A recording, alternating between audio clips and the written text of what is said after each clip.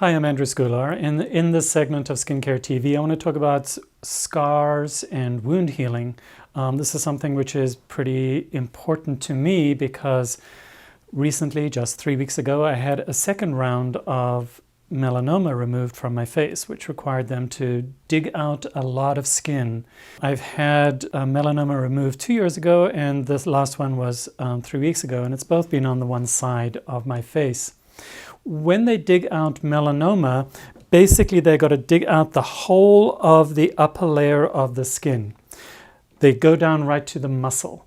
So the epidermis, your dermis, the fat layer, all of that comes out. So that's a lot of space that is left there that they have to then pull the skin together and stitch it up and heal. Now what I'm going to talk about is the wound healing process first, and then I'm going to go into what is a good home care regimen.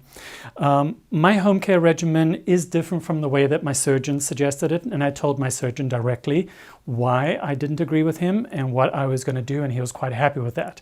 I just want to preface this by saying, please make sure that you understand that your surgeon is in charge of your skin and you are in charge of your skin, so make sure that you talk to him about what you're going to do with wound healing.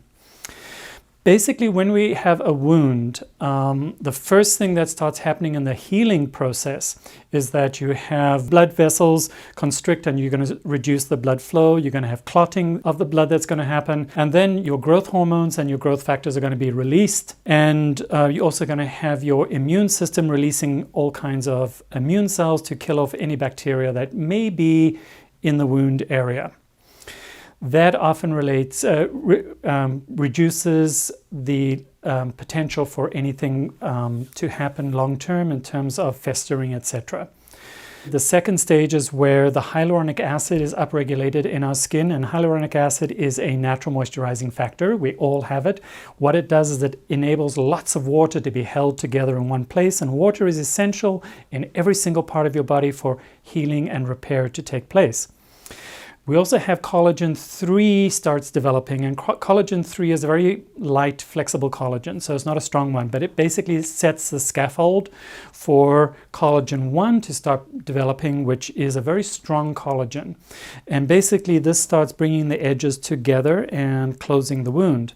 In stage 3, collagen 1 continues to develop, and it is really instrumental in closing the edges and strengthening the edges of the wound to make sure that it closes together tightly and doesn't reopen. Collagen 1, because it's so strong, will also form scar tissue, and that's why along the edges of a scar you often have a ridge, which is scar tissue. One thing to understand is that scar tissue is only 80% as strong as your original tissue, so it's strong, but it's not as strong as your regular skin. Another thing to remember or to take note of is that smokers will actually take longer to heal than non-smokers.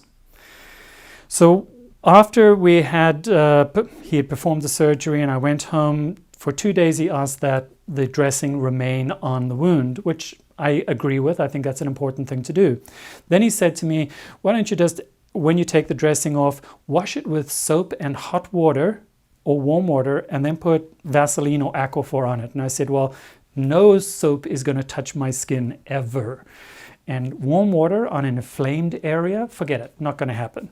So what I did was, when I took the dressing off, I splashed cool water on it, and I used the extreme and sensitive cleanser.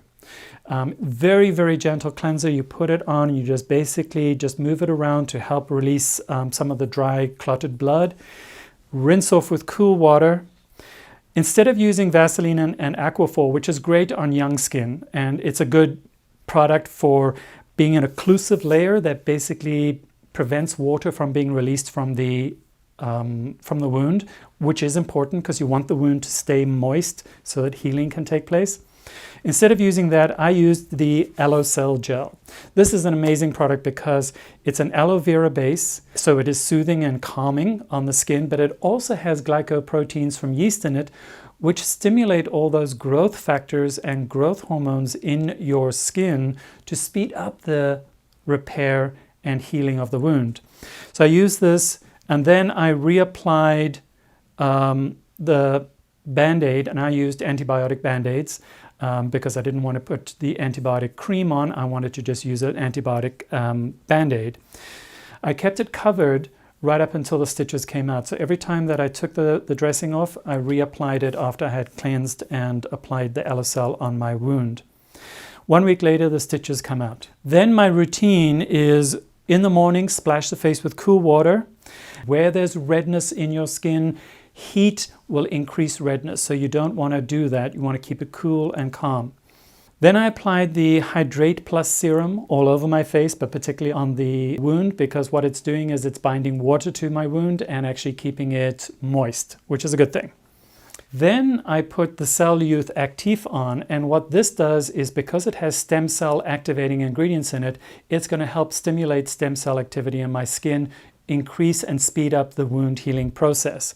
And then I applied a mineral sunscreen. So the mineral sunscreen, SPF 40 with 20% zinc. That's the only active ingredient in terms of sunscreening in here. Really important to put a sunscreen on. At night, I would actually go through the cleansing process, once again using the Extreme Plus Sensitive Cleanser with cool water. Then I'd put the Hydrate Plus serum all over my skin. Then I added the vitamin C serum, the C plus Renew serum. This is a esterized version of vitamin C, which means that it has a greater potential of penetrating the skin because it's soluble within the lipid layer of the skin. Vitamin C is really good at helping to stimulate collagen and elastin development. So I put this on, and then I put another layer of the LSL gel on top.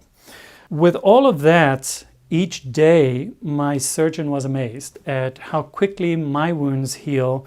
Bearing in mind my age, if I was a whole lot younger, yes, he would expect that, but he wasn't expecting it with the age that I'm at. The other important thing is diet. Make sure that you eat a healthy diet. Fruit and vegetables are essential for your body to heal and repair itself.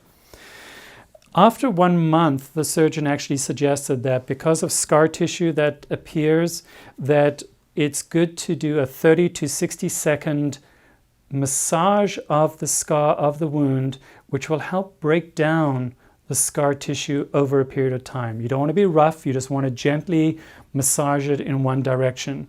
And that definitely helped with the first wound that I had, which was 2 years ago. It's important to also understand that there's no exfoliation that must take place anywhere near this wound. Where there's inflammation, where there's irritated skin, do not exfoliate. Exfoliation can come later. It's not essential right now. The most important thing is getting the wound healed, repaired, and getting it on the way to actually not even being visible when people look at you. Thank you very much. I appreciate you tuning into Skincare TV.